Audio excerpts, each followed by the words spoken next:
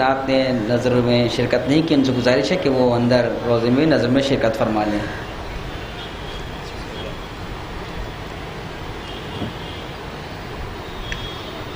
اعوذ باللہ من الشیطان اللعین الرجیم،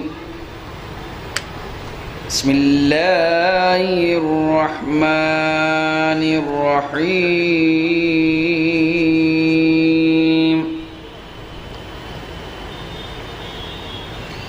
وقالوا لو كنا نسمع أو نعقل ما كنا في أصحاب السعير،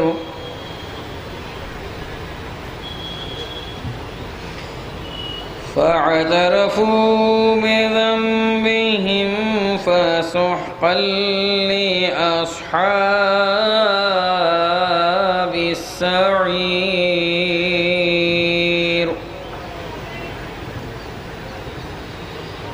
إن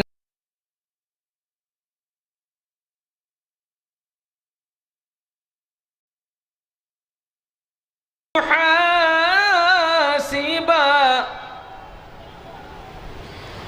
فستعلمون كيف نظير۔ صدق الله العلي العظيم، وصدق رسوله النبي الكريم۔ اللهم صل على محمد وآل محمد۔ اب میں بڑے ہی ادب و احترام کے ساتھ گزاروں خطیب مجلس عالی جناب مولانا مراد رضا صاحب قبلہ سے تشریف لائیں، مجلس سے خطاب فرمائیں۔ نعرہ صلوات۔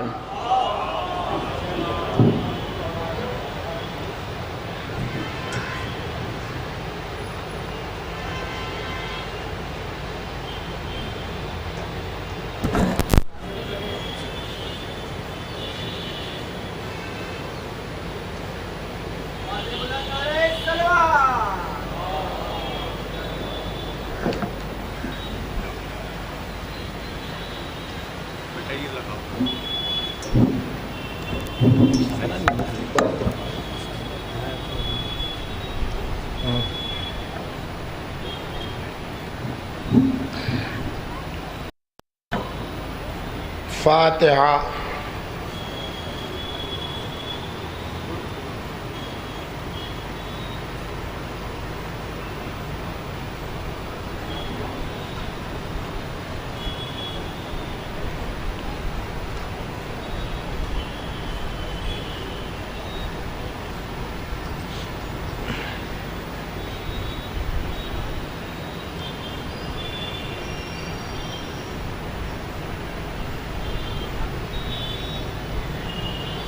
اعوذ باللہ من الشیطان الرجیم، بسم اللہ الرحمن الرحیم۔ الحمد للہ علی ما انعم، وَلَهُ الشُّكْرُ عَلَى مَا أَلْهَمَ، وَالثَّنَاءُ بِمَا قَدَّمَ مِنْ عُمُومِ النِّعَمِ ابْتَدَاهَا، وَسُبُوغِ آلَاءٍ أَسْدَاهَا،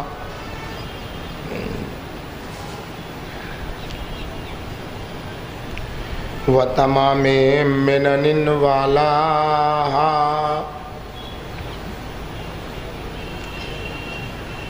جمعا الإحصاء عددها، والنهى عن الجزاء أمدها، وتفاوت عن الإدراك أبدها، والصلاة والسلام والتحية والإكرام على عبده ورسوله وصفيه وخيرته وأمينه على الوجه الذي انتجبه قبل أن أرسله وسماه قبل أن اجتبله واصطفاه قبل أن ابتعثه سيدنا ونبينا وشفيع ذنوبنا وطبيب نفوسنا وحبيب قلوبنا مولانا أبي القاسم محمد وعلى بنته وبضعته وشجنته والروح التي بين جنبيه التي يقال في السماء النورية السماوية الحانية الراضية المرضية المجتهدة المغتهدة مقهورة حقها مغصوبة إرضها مرضوضة ظلؤها فاطمة الزهراء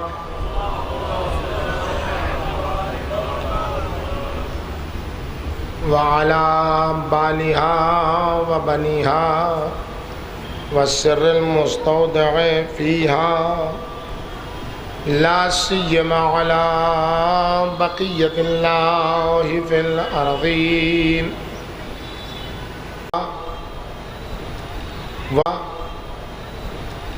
ومن أعدائهم نتبرأ إلى الله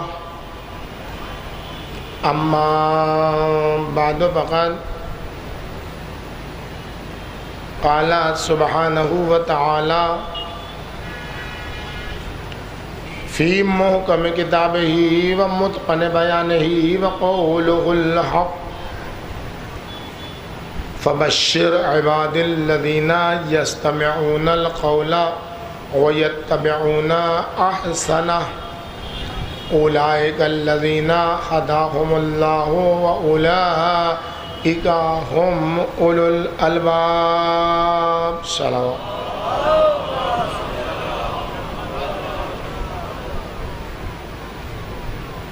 حضرات گرامی قدر، آیت شریفہ سے متعلق کچھ باتیں پیش کرنے سے پہلے دو چار باتیں شروع میں ہی آپ کے گوش گزار کر دینا چاہتا ہوں. پہلی بات تو یہ ہے کہ آج اور کل جتنے افراد بھی آئیں وہ مہربانی کر کے اپنی گاڑیاں بائک جو کچھ بھی ہیں وہ پیچھے کی طرف جا کے رکھیں، باہر یا بیچ میں کہیں نہ لگائیں. دوسری اہم بات یہ ہے کہ یہاں کل کی مجلس آدھا گھنٹہ پہلے شروع ہو جائے گی، یعنی 5:30 بجے کل کی مجلس یہاں شروع ہو جائے گی. چونکہ مجلس کے بعد ایک جلوس بھی مختصر تو یہی نکلے گا جس کو بہرحال نماز سے پہلے ختم ہونا ہے، تو اس لیے کل کی مجلس 5:30 بجے شروع ہو جائے. اور تیسری بات ہے یہ کہ اس جگہ کی بدولت ہمیں حسینیت کا ایک بین الاقوامی پیغام پہنچانے کا ایک بڑا پلیٹ فارم ملا ہے جس میں ہم دنیا کے سامنے اپنی بات رکھ سکیں. تو بہرحال وہ ذات جس کے مقبرے کی برکت سے یہ موقع ہمیں ملا، آج عصر جمعہ دعاؤں کی قبولیت کے وقت میں اور سرکار باوفا سے متعلق دن میں اس ذات کا یہ حق بنتا ہے کہ اس کی طرف سے ایک سورہ فاتحہ پڑھ کے جناب ابو الفضل عباس کو ہدیہ کیا جائے. نواب سعادت علی خان مرحوم اور اپنے مرحومین و مرحومات کی طرف سے 1 مرتبہ سورہ حمد اور 3 مرتبہ سورہ قل هو اللہ کی تلاوت فرما کر سب کی طرف سے بالخصوص سعادت علی خان صاحب کی طرف سے جناب عباس کو ہدیہ کر دیں۔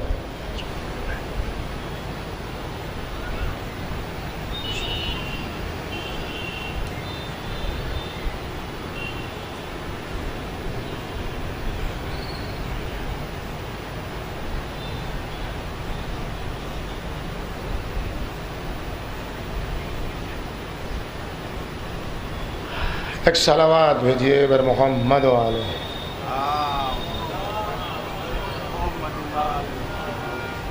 بزرگان محترم، عزیزان گرامی، ارباب ملت، عزاداران امام حسین علیہ السلام، مسلسل میں آپ کی خدمت میں عرض کر رہا ہوں کہ انسان کی بنیادی ضرورت اور بنیادی حقیقت یہ ہے کہ اس میں دوسروں کی بات سننے کا حوصلہ پایا جائے۔ اگر دیکھنا ہے کہ کس میں انسانیت پائی جاتی ہے اور کون انسان ہے اور کون عقل مند ہے، تو یہ دیکھنا ہوگا کہ دوسروں کی بات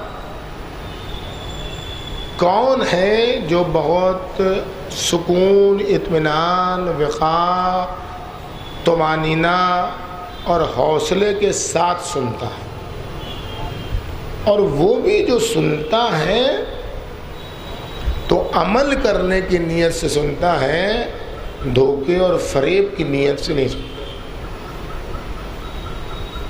اور اگر انسان اس درجہ انسانیت پر پہنچ جائے تو خدا اسے اپنا خاص بندہ کہتا ہے اور پھر اس کو بشارت دیتا ہے اپنے نبی کے ذریعے سے، فَبَشِّرْ عِبَادِ الَّذِينَ يَسْتَمِعُونَ الْقَوْلَ، اے نبی ہمارے بندوں میں سے ان بندوں کو بشارت دے دیجئے جو لوگوں کی باتوں کو بڑے غور سے سنتے، اور جب عمل اور پیروی کی بات آتی ہے، اقدام کی بات آتی ہے، میدان عمل کی بات آتی ہے، پریکٹیکل لائف کی بات آتی ہے، تو اس میں جو سب سے اچھی چیز ہوتی ہے اس کی پیروی کرتے ہیں، اس کو اپنی پریکٹیکل لائف میں یوز کرتے ہیں۔ اور اگر ایسا کرتے ہیں تو یہ نہ سمجھیے گا کہ ان کو اپنی طرف سے یہ مل گیا ہے۔ کوئی اگر اتنا بڑا حوصلہ اس کے پاس ہے کہ اس کا 110 انچ کا سینہ ہے، تو یہ نہ سمجھے کوئی کہ اس کا خود کا یہ کمال ہے، بلکہ یہ اللہ کی دی ہوئی ہدایت ہے کہ اللہ نے اس کو خاص موقع عطا فرمایا ہے جس کی وجہ سے وہ صاحب عقل و خرد ہے۔ اب جب دوسروں کی بات سننے کی بات آتی ہے کہ آپ گئے، کوئی کچھ بول رہا ہے تو آپ ٹھنڈے دل سے بیٹھے سن رہے ہیں کہ کیا کہہ رہا ہے، تو بات کرنے والے افراد مختلف ہوتے ہیں۔ ایک آدمی خود سنجیدہ ہوتا ہے، وہ اپنی بات رکھتا ہے سامنے کہ میرا یہ نظریہ ہے، اس کے سامنے دوسرا اپنا نظریہ رکھتا ہے، اس کے سامنے تیسرا اپنا نظریہ رکھتا ہے۔ اب جو چوتھا جج کی صورت میں ہوتا ہے، منصف کی صورت میں ہوتا ہے، عمل کرنے کے لیے وہ سب کو ملاتا ہے، دیکھتا ہے اس میں کون سی بات سب سے اچھی ہے، تو اس میں تو کوئی مشکل نہیں ہے، یہ کاروان تو بہت جلدی آگے بڑھ جاتا ہے۔ لیکن کبھی کبھی ایسا آتا ہے موقع کہ جو بات کر رہا ہے، جس کی بات کو ہم سن رہے ہیں، وہ اپنے علاوہ کسی کو بات کرنے کے لائق ہی نہیں سمجھتا۔ کچھ لوگ ایسے ہوتے نہیں ہوتے ہیں، ہٹی، ضدی، ہٹ دھار، سچ بولو لیکن جو ہم کہیں وہی بولو۔ بعض لوگوں کا مزاج یہ ہوتا ہے نا، جا رہے تو بھائی سچ بولنا، لیکن وہی بولنا جو ہم بول رہے ہیں، جو ہم کہہ رہے ہیں وہی سچ ہے، باقی سب غلط ہے، اور کسی کو اس کے اوپر آرگومنٹ کا حق نہیں ہے، جو کہہ دیا وہی حرف آخر، وہی پتھر کی لکیر۔ اور جب انسان ایسے مزاج کا ہو جاتا ہے تو ایسے مزاج والے کی بات سن کر کبھی کبھی انسان کو غصہ آتا ہے، فطرت کا تقاضا ہے، نیچر کا تقاضا ہے کہ جب کوئی ایسی بات کرے گا اور اس طریقے سے ایگریسو ہوگا، جارحانہ انداز ہوگا اس میں، تو فطری بات ہے کہ انسان کو غصہ آئے گا۔ بعض موقع پر کچھ لوگ بولتے اس لیے ہیں کہ غصہ آئے، بعض لوگ بولتے ہی ہیں تپانے کے لیے کہ اگر آپ غصے میں آ گئے اور آپ نے الٹ کے جواب دے دیا تو اسی میں وہ کامیاب ہو گئے۔ ایسے آدمی کے ساتھ کیا کرنا ہے کہ جو اتنا بد فطرت اور بدقماش اور بدطینت اور بدسرشت ہے کہ وہ بس دوسرے کی سننا نہیں چاہتا، صرف اپنی سنانا چاہتا ہے، اور چاہتا ہے دوسرا غصے میں آئے، آپے سے باہر ہو۔ تو جو صاحب عقل و خرد ہے، صاحب لب و لباب ہے، وہ دشمن جو چاہ رہا ہے اس کے برعکس کرو۔ وہ چاہتا ہے غصے میں لائے، تم عز و وقار کا مظاہرہ کرو۔ وہ چاہتا ہے رلائے، تم مسکرانے لگو۔ ہم دیکھ رہے جیسے ہی وہ رلانا چاہے تم مسکرانے لگو، تو اس کا مطلب یہ ہے کہ تم کو اپنے نفس پر تسلط ہے،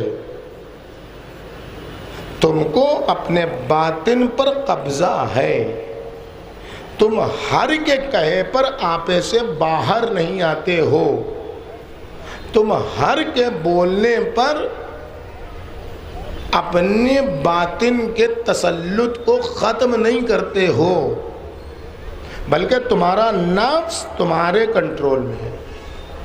جب انسان میں ایسی صفت پیدا ہو جائے کہ سامنے والا ایسی بات کرے یا ایسا کام کرے جس سے آدمی غصے میں آ جائے اور اس سے وہ فائدہ اٹھائے، جس سے آدمی رونے لگے اور وہ فائدہ اٹھائے، اور سننے والا چونکہ اس کا مقصد ہے عمل کرنا، بہترین پر عمل کرنا، تو وہ اپنے نفس پر کنٹرول کر کے دشمن اور درندہ صفت انسان کے مقصد کو اس کے مقصد میں کامیاب نہ ہونے دے، تو اسی کو شجاعت کہتے ہیں۔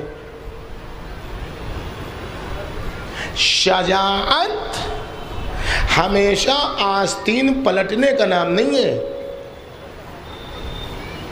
شجاعت ایک گالی دینے پر 10 گالی سنانے کا نام نہیں ہے، شجاعت آپے سے باہر کرنے والوں کی فکر کے مقابلے میں اپنا تسلط کھو دینے کا نام نہیں ہے، شجاعت اپنے غیظ و غضب کو انسانیت کی راہ میں خرچ کرنے کا نام ہے، شجاعت انسانیت کی راہ میں اپنے نفس کو اپنے قابو میں رکھنے کا نام ہے، شجاعت نام ہے اس غیظ و غضب کا جس میں انسان کی نگاہ میں اس کا خدا ہوتا ہے۔ جب اللہ چاہتا ہے تو وہ دشمن کو دھول چٹا کے بتاتا ہے کہ اس کی اوقات یہ ہے، اور جب اللہ چاہتا ہے تو خاموش رہ کے بتاتا ہے کہ انسانیت کی حفاظت اس میں ہے۔ ایک صلوات بھیجیے بر محمد۔ تو کربلا انسانیت کی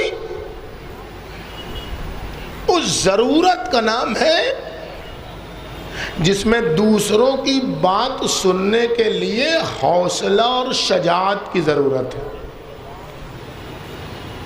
اور شجاعت وہ ملکہ ہے، وہ قدرت ہے کہ جو انسان کے نفس کو اس کے کنٹرول میں رکھتا ہے۔ اور اب اگر انسان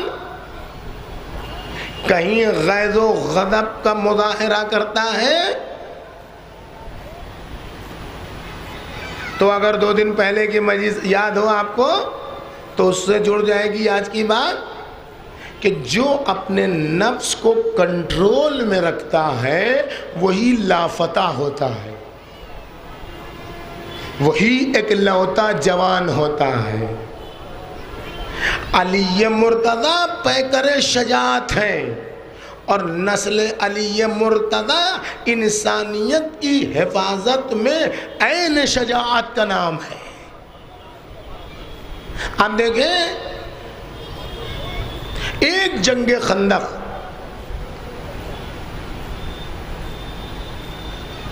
کسی نے پڑھ دیا کہ حضرت علی نے جنگ خیبر میں مجبوری میں تلوار چلائی، کوئی لکھنؤ میں رہ کے زبان نہ سمجھے تو اس کے اوپر بس اتنا افسوس ہوتا ہے کہ کہیں دیہات سے آیا خود کو لکھنوی کہہ رہا ہے۔ صلوات بھیجیے بر محمد۔ جو زبان کی تہذیب کو نہ سمجھے وہ لکھنوی کیسے ہو جائے گا؟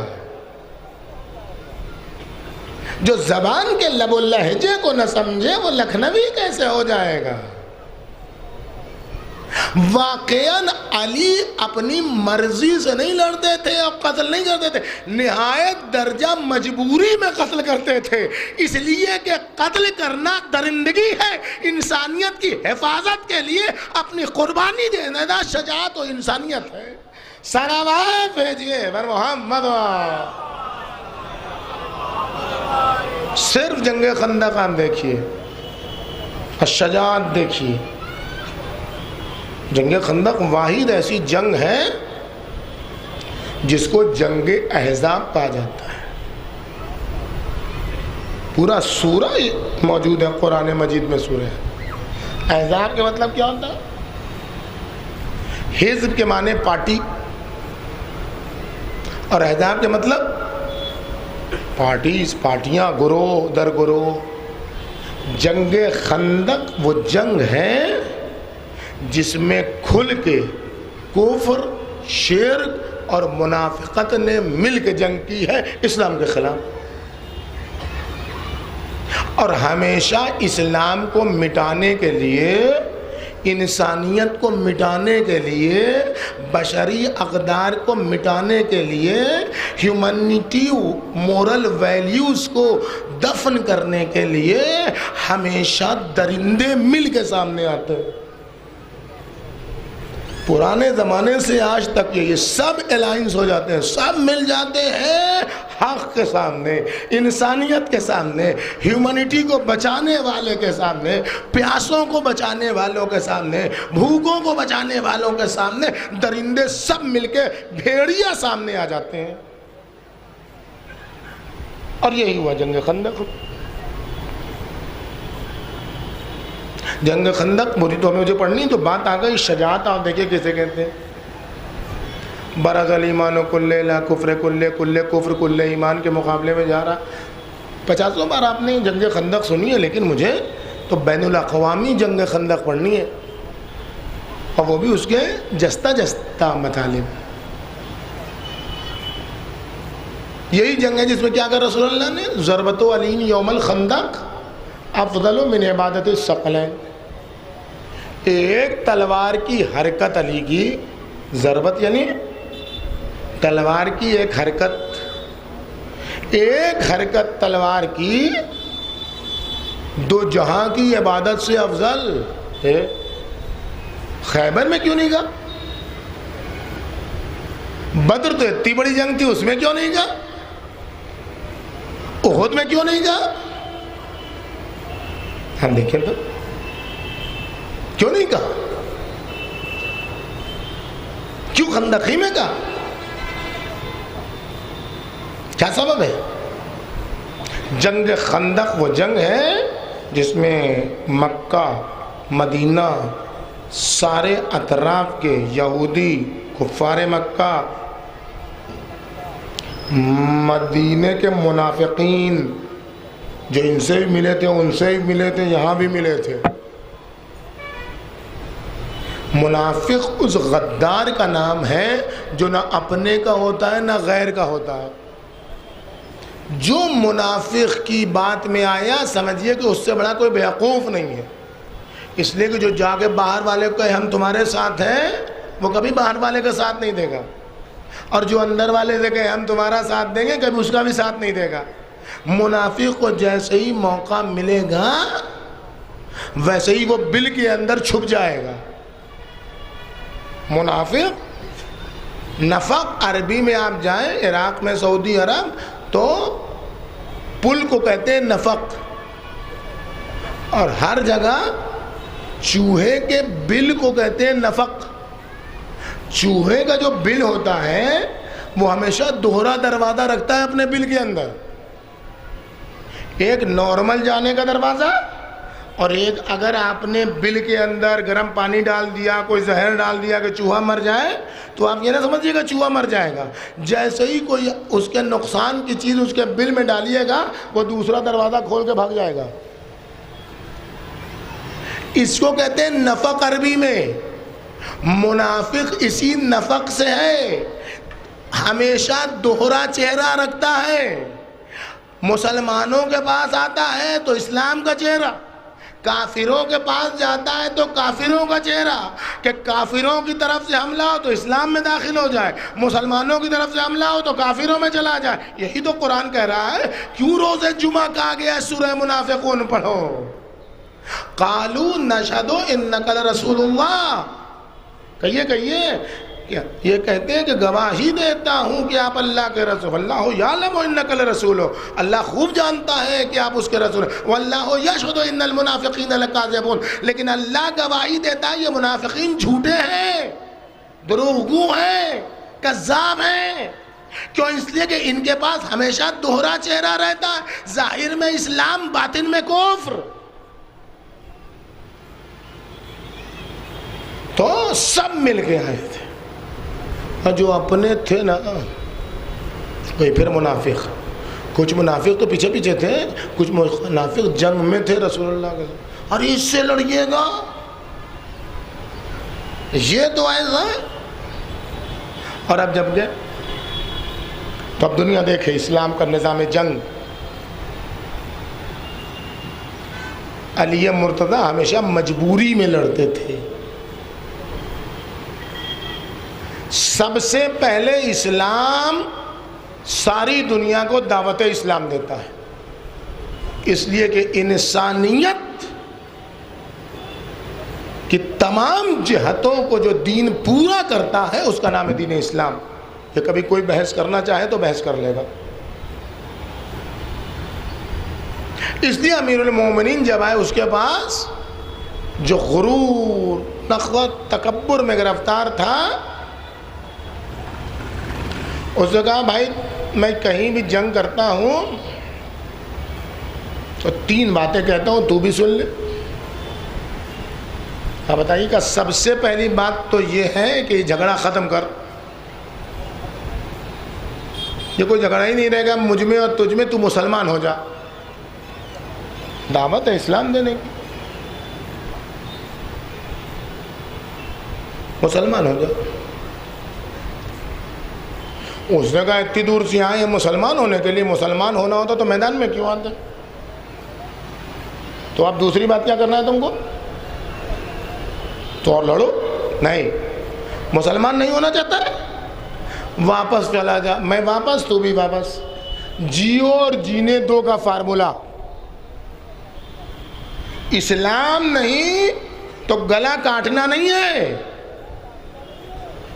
یہ مسلمان جھوٹے غدار اور یزید صفت حکمرانوں نے نظریہ بنایا ہے. جب مسلمان نہیں ہوئے تو گلا کاٹ دو.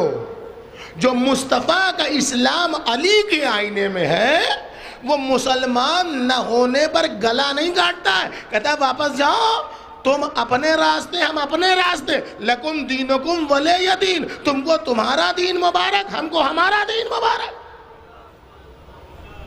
تم ہمارے مذہبی مسائل میں ہستکشیپ نہ کرو. ہم کو تو کوئی مطلب ہی نہیں ہے تمہارے مذہبی مراحل سے کہ ہم اس میں ہستکشیپ کریں. تم اپنے جیو, ہم کو اپنے جینے دو. جیو اور جینے دو کا فارمولا.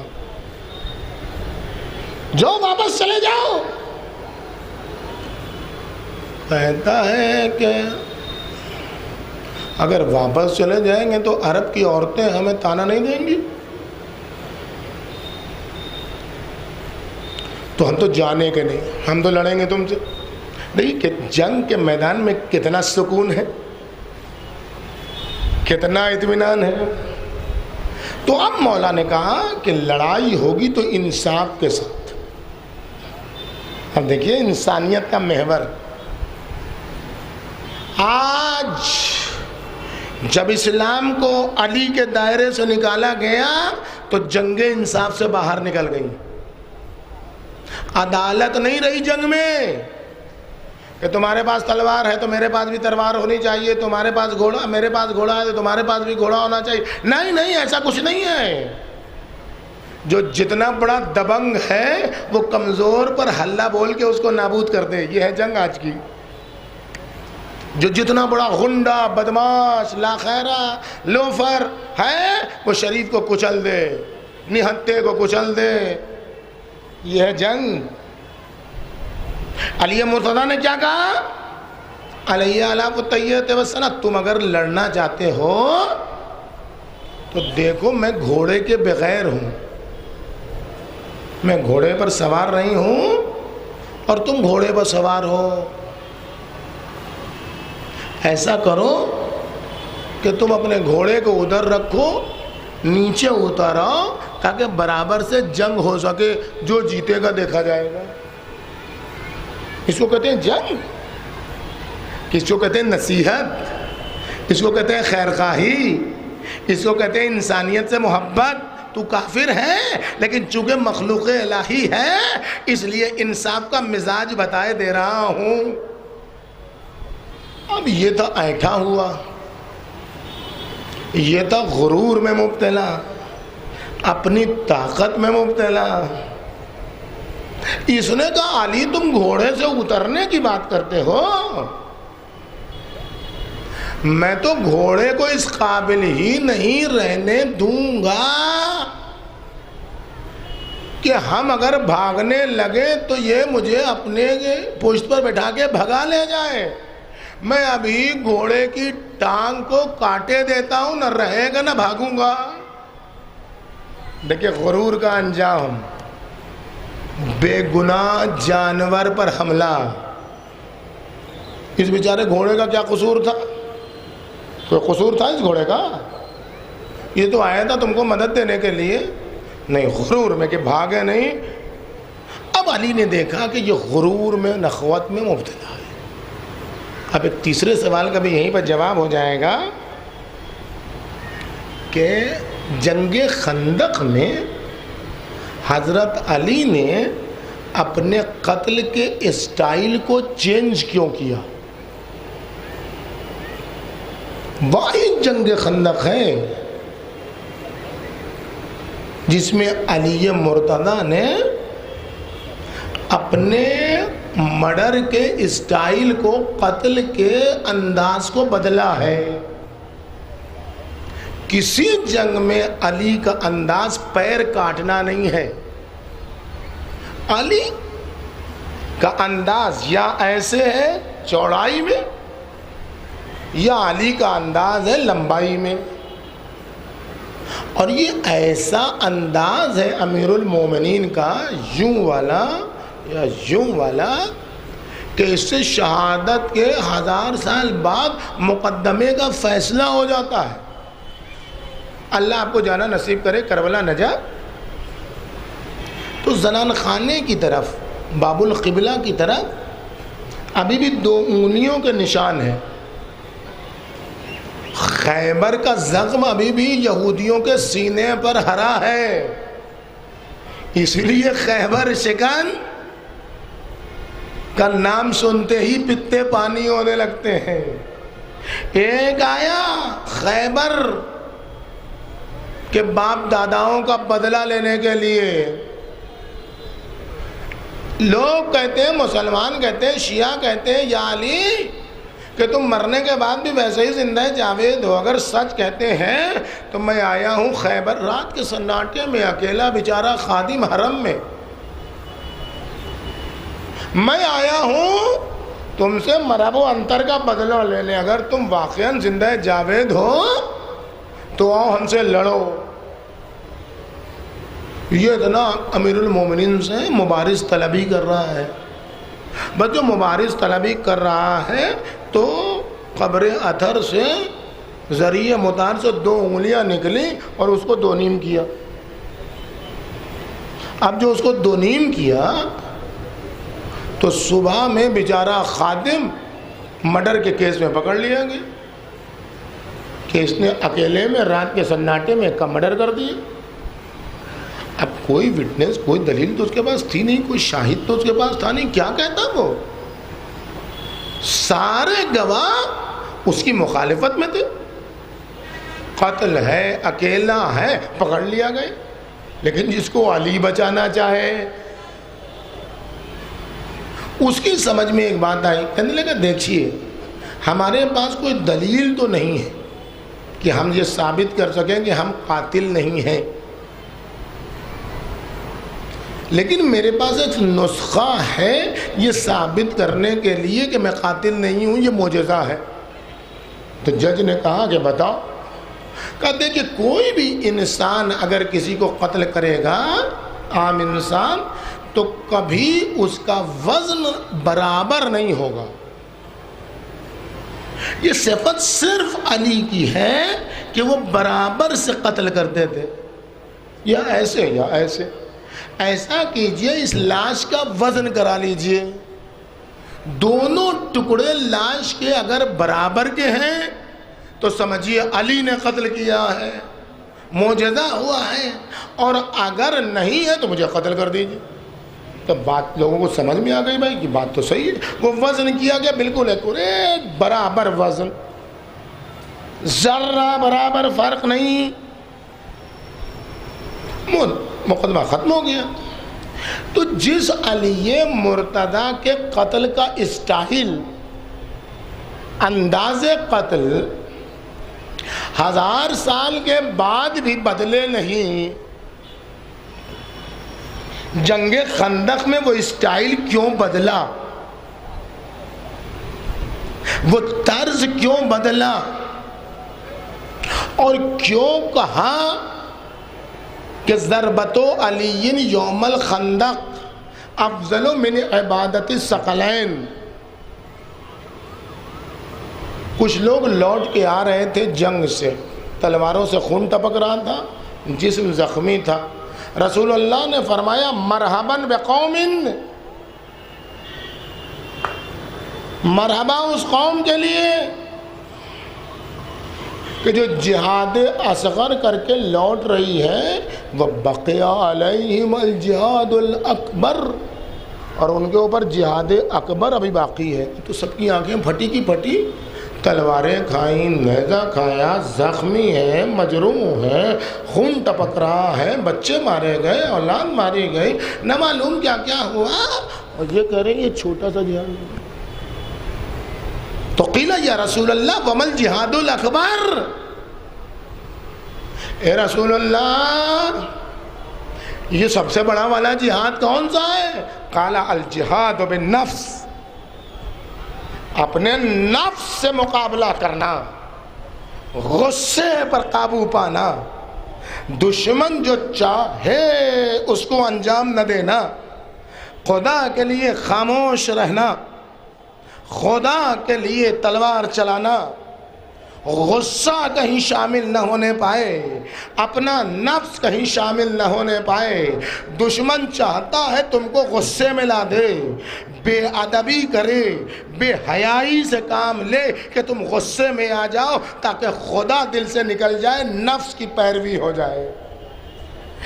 جنگ خندق وہ واحد جنگ، اور اسی جنگ سے پتہ چلا کہ علی کی کوئی جنگ اپنے نفس کے لیے نہیں تھی، علی کی ساری جنگیں خدا کے لیے تھی۔ اسی جنگ خندق سے پتہ چلا۔ ہر جگہ تھوڑی مظاہرہ ہوتا ہے، ایک جگہ مظاہرہ ہوتا ہے، بقیہ باتیں معلوم ہو جاتی ہیں۔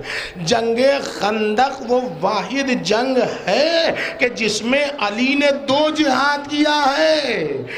عمرو ابن عبد ود کا گلا کاٹ کے جہاد اصغر کا مظاہرہ کیا ہے، اور اس کے سینے پر سوار ہو کے اس کی بے ادبی کے نتیجے میں، بے حیائی کے نتیجے میں اتر کے ٹہلنے لگے تاکہ نفس شامل نہ ہو، خدا مد نظر ہو، اس لیے جہاد اکبر کا مظاہرہ کیا۔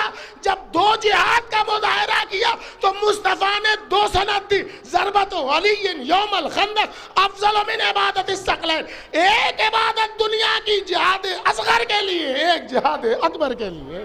صلوات بر محمد۔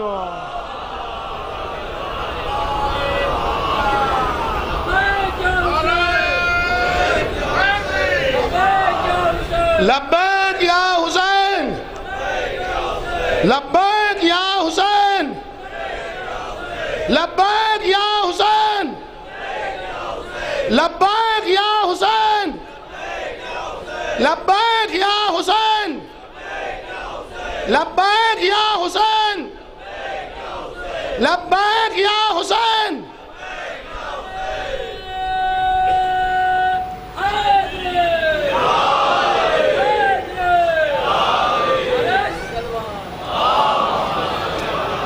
یہ حقوق بشر کا جھوٹا نعرہ لگانے والی جھوٹی دنیا، یہ ہیومن رائٹس کا جھوٹا نعرہ لگانے والی جھوٹی دنیا مکتب علی میں آئے اور ہیومن رائٹس سیکھے۔ علی مرتضیٰ نے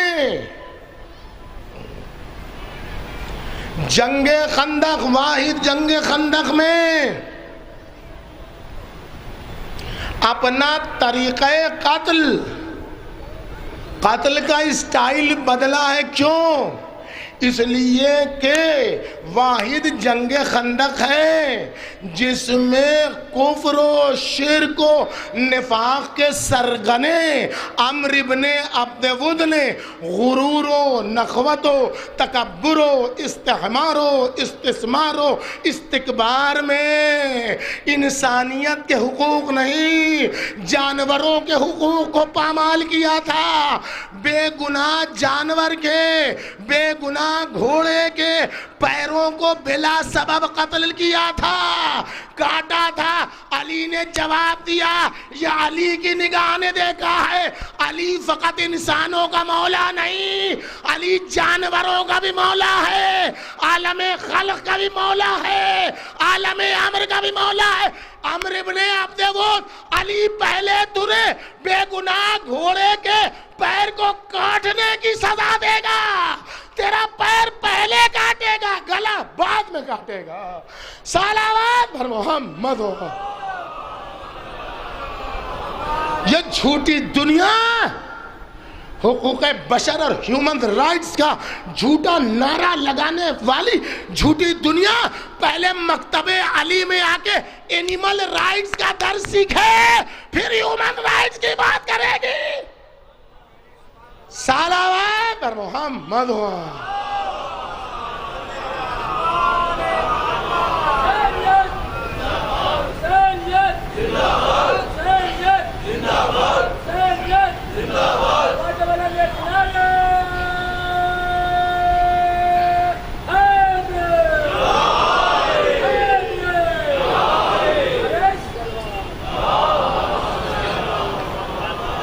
ایسا شجاع، ایسا بہادر، ایسا ساونت، ایسا دلیر اگر گلے میں رسی کا پھندا ڈال لے تو جو یہودی خیبر میں مسلمان نہیں ہوا، ہم یہودیوں کے دشمن نہیں ہیں، قرآن بھی نہیں دشمن ہے، بے دین یہودیوں کی مخالفت ہے۔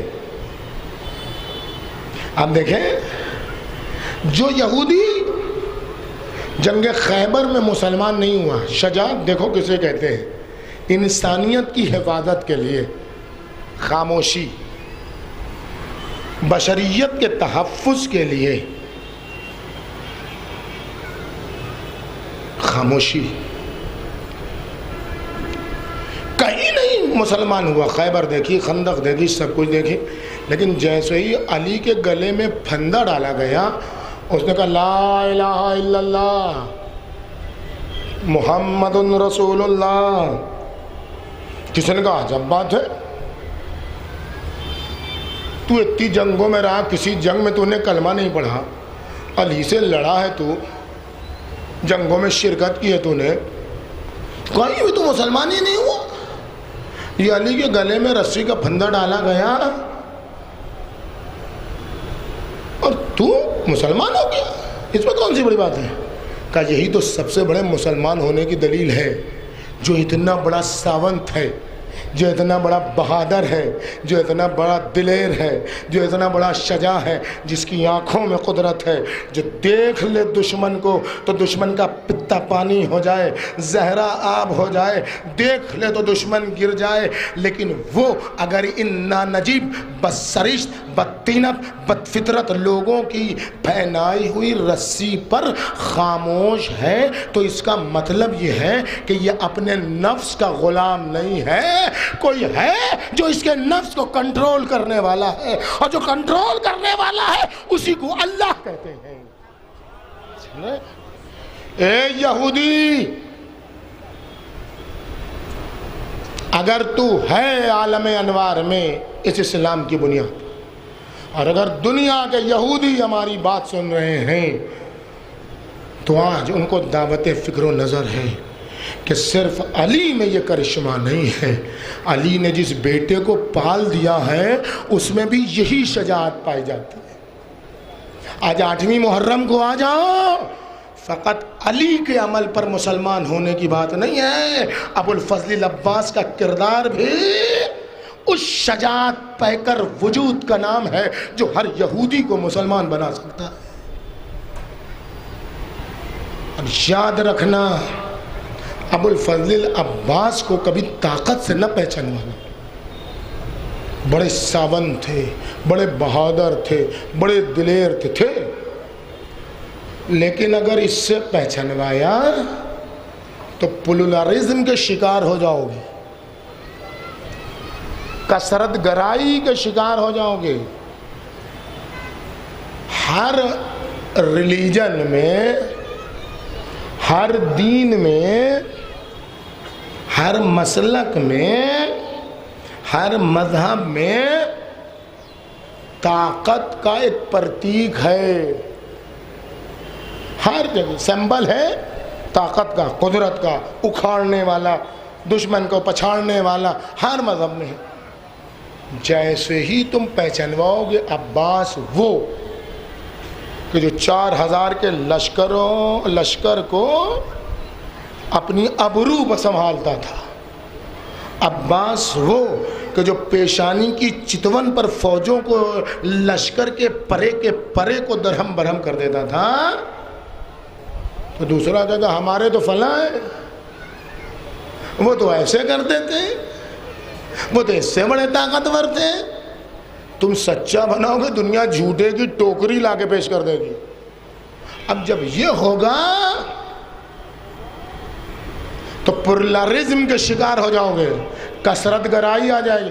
ہاں ہر مذہب میں ہوتے ہیں، ہم اسے عباس کہتے ہیں، آپ اسے فلاں کہتے ہیں، نہیں بالکل غلط۔ اس منبر سعادت علی خان کے مقبرے سے 1447 ہجری کے محرم الحرام کی 8ویں مجلس سے تمام مکتب اہل بیت، آزاد پسند، حریت پسند، انسانیت کی ضرورت کے طرفدار، پیکر شجاعت و عفت انسان سے مخاطب ہے یہ بندہ حقیر، ایک مکتب اہل بیت کا شاگرد پوری دنیا کو، تمام شیعوں کی طرف سے اس عزا خانے سے لے کے جہاں جہاں عزاداری ہو رہی ہے سب کی طرف سے اس ناچیز کا چیلنج ہے کہ دنیا ایک دوسرا عباس جیسا انسان لا دے تو اسلام چھوڑ کے اس کا دین اختیار کر لیں گے۔ کائنات میں دوسرا عباس نہ ہوا ہے نہ ہوگا، اور وہ اس لیے کہ عباس طاقت رکھتے ہوئے اپنے مولا کی آنکھوں کا تابع ہے، یہ ہے ابا، طاقت نہیں۔ حسین نے اگر کربلا سجائی ہوتی مار کاٹ کے لیے تو عباس تو بہت دور، قاسم و عنو محمد کافی تھے۔ اس لیے کہ تلوار سے تھوڑی لڑائی کی جاتی ہے، حوصلے سے لڑائی کی جاتی ہے، جذبے سے لڑائی کی جاتی ہے۔ اسلحہ تھوڑی کوئی فاتح بناتا ہے، ہمت، جرأت، شہامت، جذبہ ایثار، جذبہ قربانی، فداکاری، انسانیت سے محبت، یہ انسان کو مرد میدان بناتی ہے۔ حسین نے اگر کربلا سجائی ہوتی لڑنے کے لیے تو کوئی نہ بچتا، لیکن حسین نے کربلا سجائی تھی کہ طاقتور کو اطاعت کی زنجیر میں کیسے جکڑا جاتا ہے اور اس کی پیشانی پر شکن نہیں آتی۔ اس کا نام ہے عباس۔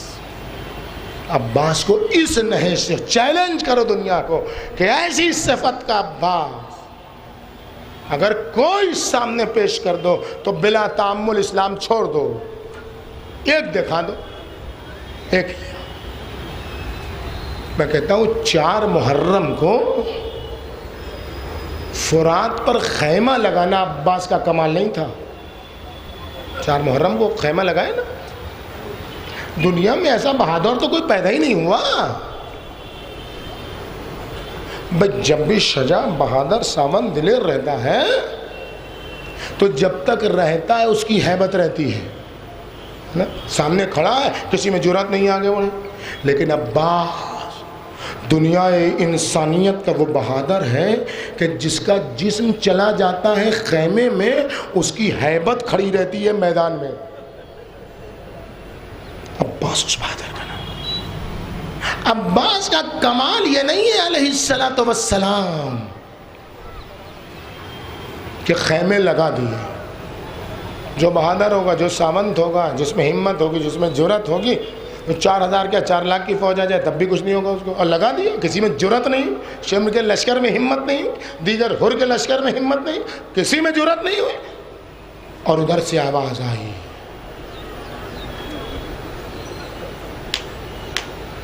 کہ نبی کی نواسی بلا رہی ہے، فاطمہ کی جائی بلا رہی ہے، اور عباس آنے میں دیر نہ کرنا، یہ بھی کہا ہے۔ روکنے کا تو کوئی سوال ہی نہیں پیدا ہوتا، اس لیے کہ روکنے کے سارے حدود ختم ہو چکے تھے۔ لہذا زینب نے ایک جملہ کہا، دیکھو اے بھیا حسین کا یہ کہنا ہے کہ ہم چاہتے ہیں کہ ہمارا شمار کچھ نہیں، روک دو، زینب باہر نکل آئے گی، سب اتنی بڑی بات تو کوئی کہہ نہیں سکتا ہے اس غیرت مند سے۔ اگر یہ واقعہ صحیح ہے تو صرف اتنا کہا ہے کہ عباس تمہارے بھیا کو یہ پسند نہیں ہے کہ جنگ شروع کرنے والوں میں ان کا نام لکھا جائے۔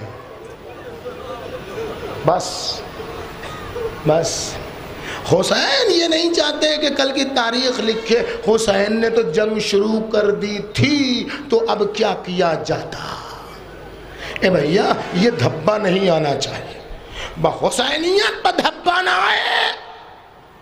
ظالم کو موقع نہ ملے, درندے کو موقع نہ ملے, سارے بہانے کو اس کے ٹکڑے ٹکڑے کر دو, چاہے جگر ٹکڑے ٹکڑے ہو جائے. اس شجاعت پیکر کا نام ہے عباس. اس غیظ و غضب کو کنٹرول کرنے والے کا نام ہے عباس. اور اب میں کہتا ہوں اور کئی بار کہہ چکا ہوں اس قسم کی مجلس میں کہ خیمہ لگانا عباس کا کمال نہیں تھا. شیر کو تو ترائی پسند آتی ہے, اس میں مشکل کیا ہے. عباس کا کمال یہ نہیں تھا کہ آج 4 محرم کو ترائی پر خیمہ لگا دیا, بلکہ عباس کی مولائیت کا کمال یہ تھا کہ حسین کی آبرو کی حفاظت سے جن ہاتھوں سے خیمہ لگایا تھا انہیں ہاتھوں سے خیمے کی تنابوں کو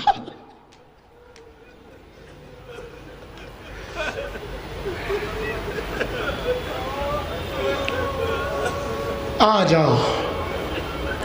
ساری دنیا کو دعوت ہے, عباس کے بیرق میں آ جاؤ, عباس کے جھنڈے تلے آ جاؤ, عباس کے علم تلے آ جاؤ. یہاں عباس کے یہاں نہ ہندو پہچانا جاتا ہے, نہ مسلم, نہ سکھ, نہ عیسائی, نہ یہودی, نہ عیسائی. عباس کے یہاں مظلوم پہچانا جاتا ہے. عباس کے یہاں انسانیت کا جو خون کرے وہ قابل قتل ہے. اور اب واقعہ شاید اسی پر مجلس تمام کرتے ہیں یا تھوڑا سا اور دو جملے سنیے. واقعہ دنیا کے تمام ہندو بھائیوں کو, اور آخر میں پھر سب چونکہ مجمع اکٹھا ہو گیا, پھر اعلان کر دیں کہ کل کی مجلس 5:30 بجے شروع ہوگی. اور کل بھی آپ لوگ اپنی اپنی گاڑی پیچھے لگائیے گا. دنیا کے تمام ہندوؤں کو, تمام سکھوں کو, تمام عیسائیوں کو, تمام یہودیوں کو, دنیا کے تمام مسلمانوں کو دعوت ہے کہ اگر انسانیت کا جذبہ ہے تو عباس کے پرچم تلے آ جاؤ. تمہاری دنیا بھی آباد ہو جائے گی, تمہاری آخرت بھی آباد ہو جائے گی. شمل مجالس میں گجرات کا یہ واقعہ ایسا ہے جو تقریباً ہر علاقے میں مل جاتا ہے. ہمارے پٹنہ میں بھی جو درگاہ حضرت فضل عباس ہے اس میں بھی اسی قسم کا ملتا جلتا واقعہ ہے. لیکن اس واقعے میں چونکہ ایک غیر مسلم ایک ہندو سنار کی لڑکی کا واقعہ ہے, اس لیے, اور یہ بین الاقوامی جگہ اس لیے میں پڑھ رہا ہوں, یہ گجرات کے واقعے کو شمول مجالس میں یہ مولانا ظفر عباس صاحب مرحوم اس کو پڑھا کرتے تھے بڑے شد و مد سے. اللہ اس ثواب میں انہیں بھی شامل کرے. وہ کہا کرتے تھے کہ گجرات کے کسی علاقے میں ایک سنار تھا اور اس کی لڑکی بڑی خوبصورت تھی, بڑی حسین تھی, بڑی جمیل تھی. کچھ بدقماش مسلمان, بدتینت مسلمان, جب دین نہیں ہوتا ہے تو نہ مسلمان ہوتا ہے نہ غیر مسلمان, پھر درندگی آ جاتی ہے. پھر جب انسانیت نہیں ہوتی ہے نا, ہیومنٹی ختم ہو جاتی تو نہ اسلام, نہ ہندو, نہ مسلم, وہ سب برابر. تو وہ نام نہاد مسلمان اس ہندی لڑکی کے پیچھے پڑ گئے. نوبت یہ آئی کہ اس سنان کو اس شہر کو چھوڑنا پڑا.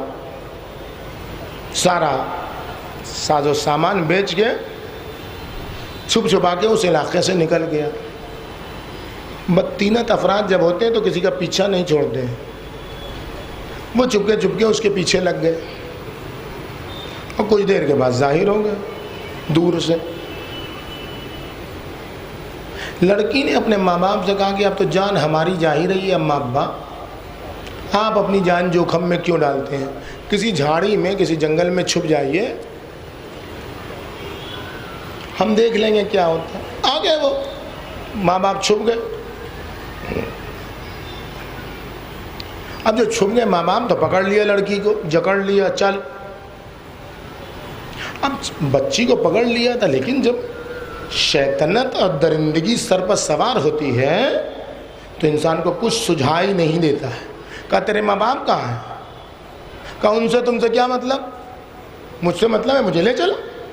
کہا نہیں، اپنے ماں باپ کو بتا، ہم انہیں قتل نہیں کریں گے. کہا نہیں، تم قتل کر دو گے، ہم کیسے مانیں تمہاری بات؟ ہم نہیں مان سکتے تمہاری بات.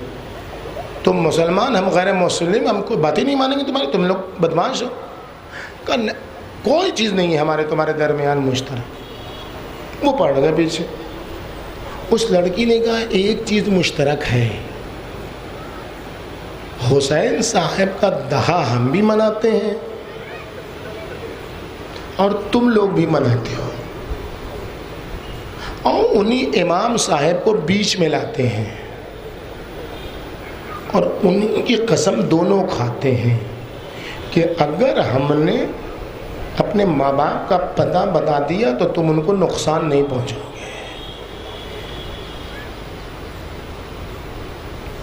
جھوٹے کو کیا، نہ اس کی قسم کا بھروسہ، نہ اس کی کچھ نہیں بھروسہ. کہا ہاں ہاں ٹھیک ہے ٹھیک. جیسے ہی ماں باپ کا پتہ بتایا، بوڑھے ماں باپ کو پکڑا اور بیٹی کے سامنے قتل کر دیا اور اس کو جکڑ کے لے جانے لگے. لڑکی رو رہی ہے، لیکن روتے روتے پلٹ پلٹ کے دیکھ رہی ہے.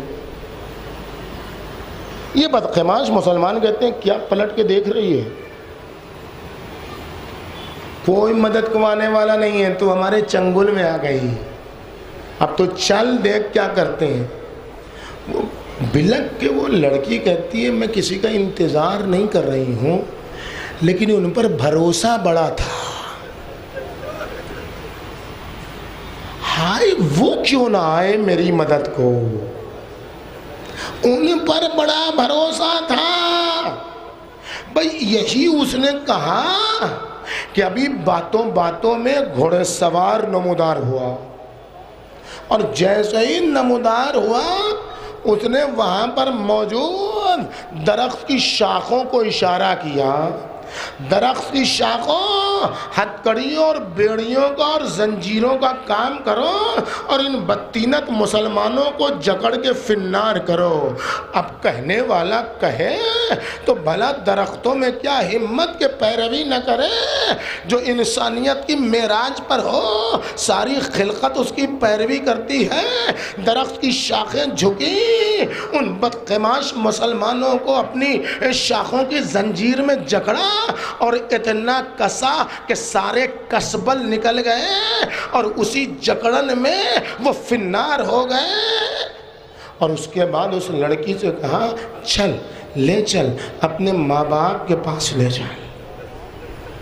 بچی لے کے آئی، روتی ہوئی دکھایا یہ خون بہ رہا ہے، یہ میری ماں ہے، یہ میرے باپ ہے. ایک بار اس گھوڑے سوار نے آواز دی کیا سوتے ہو؟ حسین کا غلام کہتا ہے اٹھ جاؤ. کیا سوتے ہو؟ حسین کا غلام کہہ رہا ہے اٹھ جاؤ.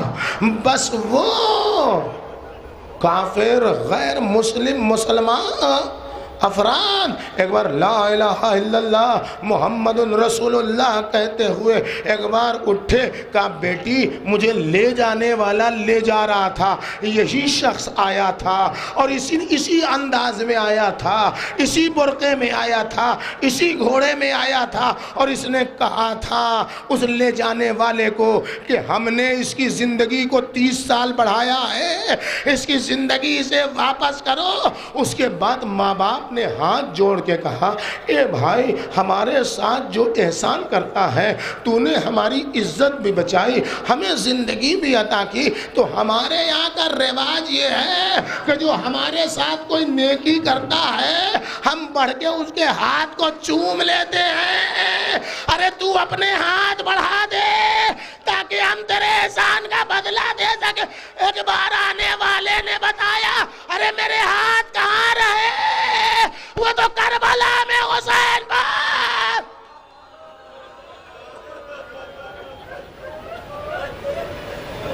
ختم مجلس بس ختم مجلس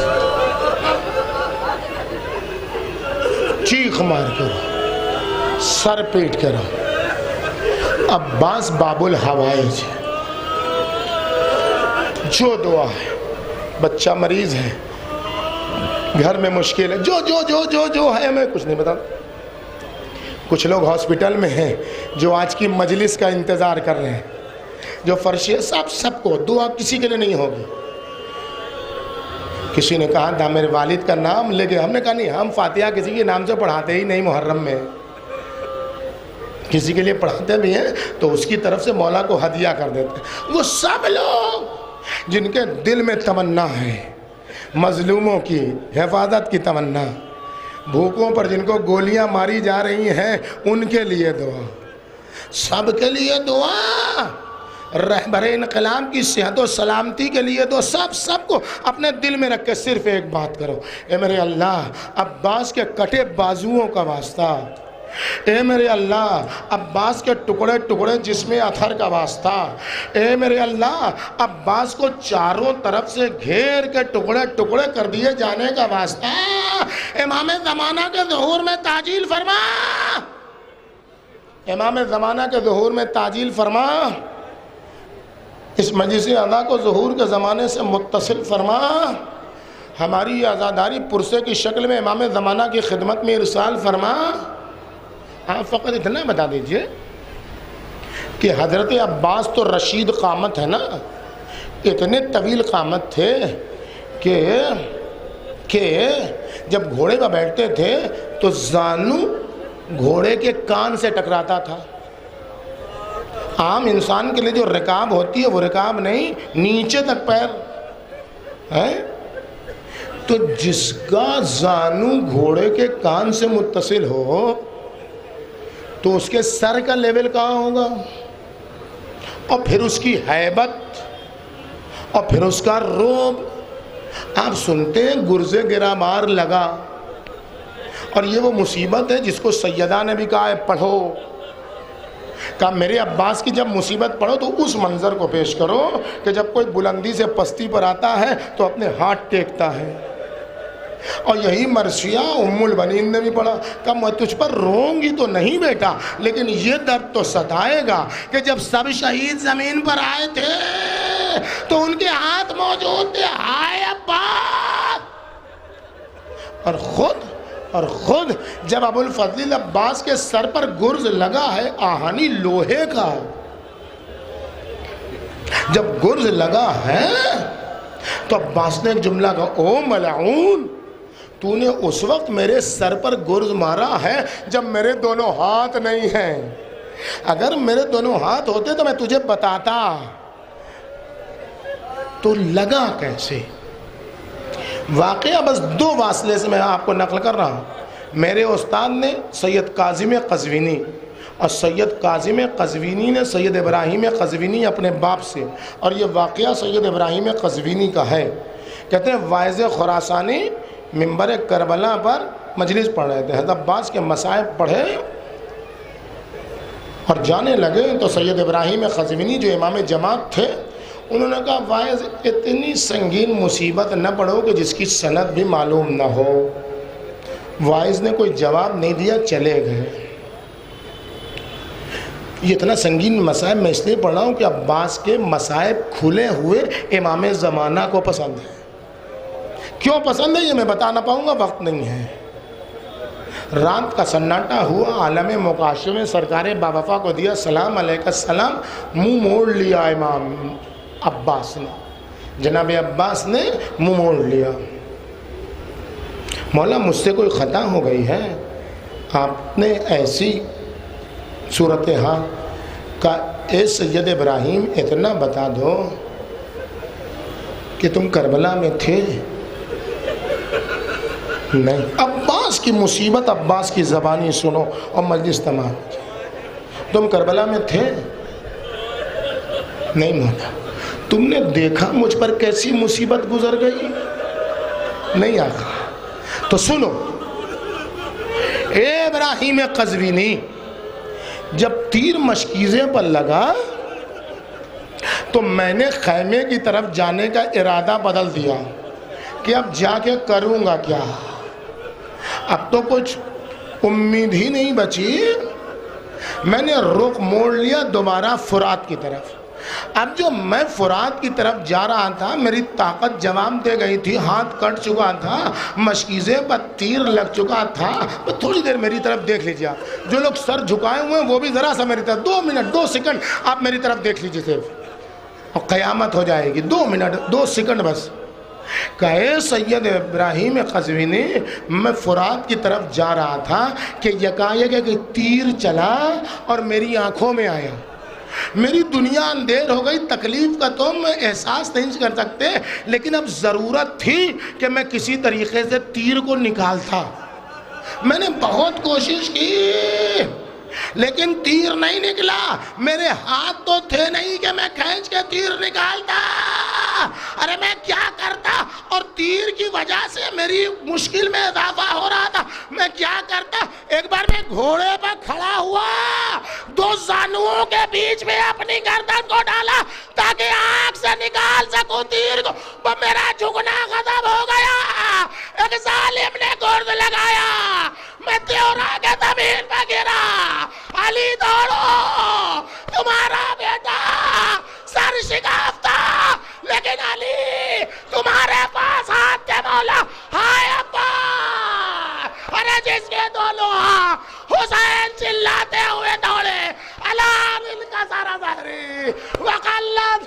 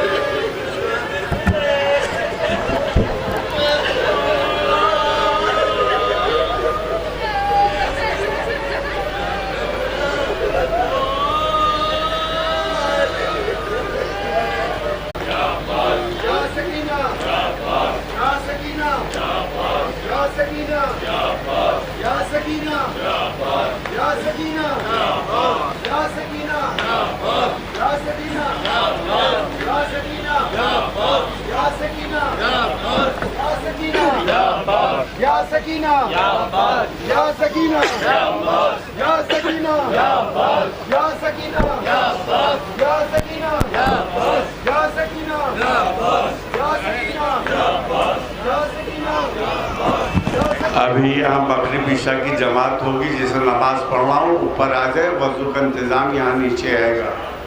یا